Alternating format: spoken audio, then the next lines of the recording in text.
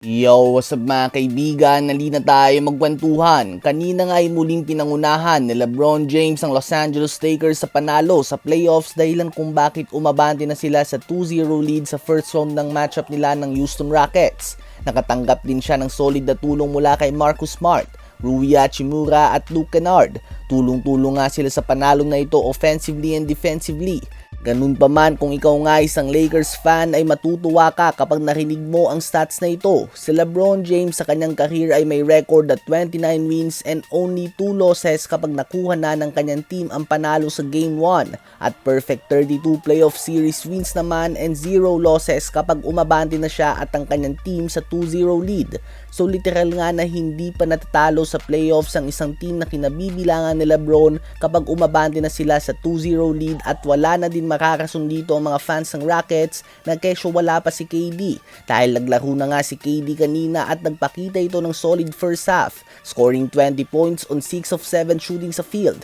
Subalit napakatinding adjustment sa depensa ang ginawa nila sa second half. 1 point na lamang nagawa ni KD sa third quarter at 2 points naman sa fourth quarter. Nahirapan nga siya na makatira at ang pinakamatindi dito ay naipwersa nga si KD ng Lakers defense sa 9 turnovers. Isang all-time great playoff veteran with 9 turnovers. Hindi nga yan madalas na mangyari mga kaibigan.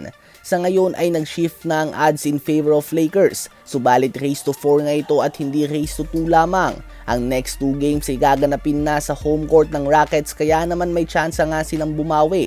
Ang third game na ito ay magsisilbing do or die game nga para sa Rockets dahil kung malalagay nga sila sa 0-3 deficit ay halos pwede na nating ilista ang team ng Lakers sa second round. Ano ba masasabi nyo tungkol dito?